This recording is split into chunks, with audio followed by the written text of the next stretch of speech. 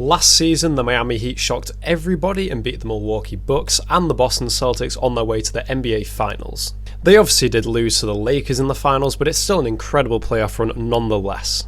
They beat all expectations, and it was Jimmy Butler who was leading the team throughout the playoffs. Throughout the playoffs, Jimmy Butler averaged 22 points a night, and Bam Adebayo proved that he's an elite centre/power forward in the NBA. How are you all doing, guys? I hope you're having a really great day, and this is my prediction video for the Miami Heat.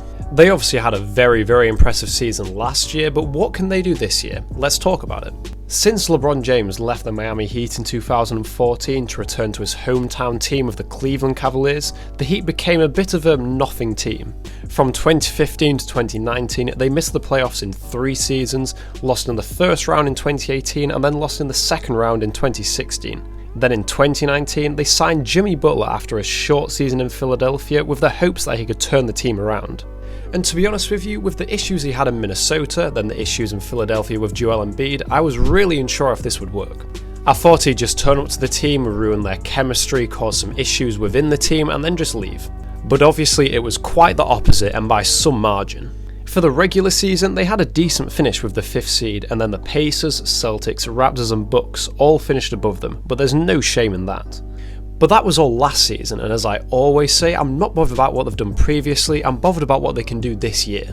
So let's start with Jimmy Butler, and I think he'll only improve again this year. He has great leadership with this Miami team, and he's easily one of the top 10 two-way players in the league right now.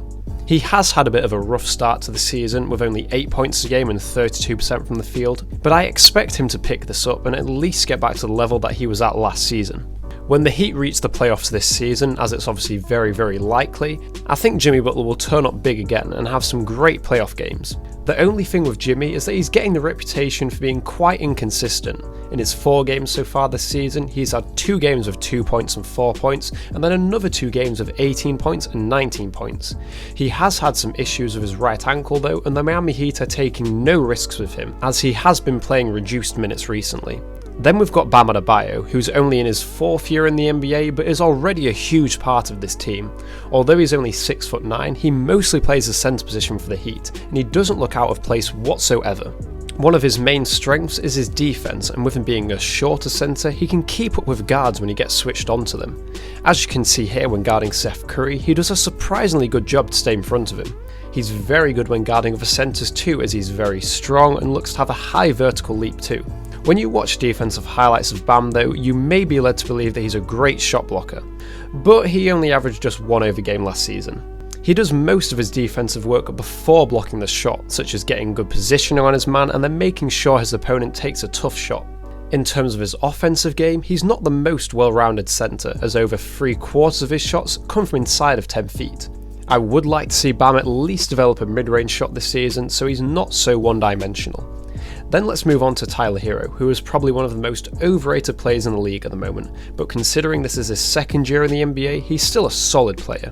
He looks to be starting every game this year, and although he is already very confident, I just want to see his confidence grow even more. At the moment, Tyler is really an average player, but by the playoffs I expect him to grow even more and increase his efficiency too, as he is quite an inefficient player. Then the next player I'm going to talk about is Goran Dragic, who is really an unsung hero of the Miami Heat. He rarely starts for the Heat, but is a great impact player off the bench. He is a little past his prime now at 34, but offensively he's still a great scorer. His 3-point shot is solid and he's pretty efficient when around the basket.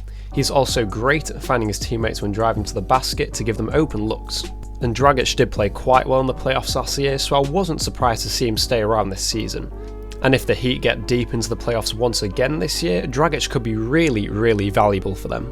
Then the final player that I'll talk about is Duncan Robinson, who unfortunately got really overhyped in the playoffs, just like Tyler Hero. I mean, just look at this take here by someone, and I honestly can't believe some people believe this. But anyway, Robinson is still a great 3-point catch and shooter and should hopefully average over 40% again this season. Last year he shot 8.3 3-pointers a game at almost 45%. And for this year, I'd really like to see him shoot at least 10 a game, and the Heat need to run more specific plays just to get Robinson open. Robinson is built perfectly to succeed in today's NBA, and the Heat just need to utilise him to the best of his abilities. And then with all that being said, what is my floor and ceiling for the Miami Heat this season? And starting with their ceiling in the regular season, I couldn't see them doing any better than the Milwaukee Bucks and the Brooklyn Nets.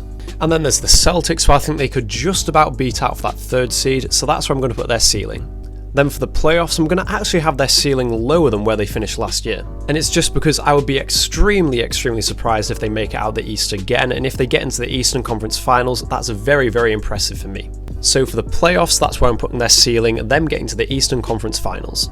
And for their floor in the regular season, I could see them dropping down to quite a low seed, to be honest. And last season, they did only finish 5th seed in the East, and then I could also see the Brooklyn Nets and the Philadelphia 76ers finishing above them this year. So that would drop their placing all the way down to the 7th seed, but this is a worst case scenario. And my honest prediction for them is that they'll finish the 5th seed in the East, just where they finished last season. And then for the playoffs, they could face a really tough team in the first round, such as the Celtics or maybe even the Raptors. And I'd be lying if I said I didn't think they could lose to them. And even though they did get to the finals last year, I do think there's a chance they could lose in the first round, so that's where their floor is going to be.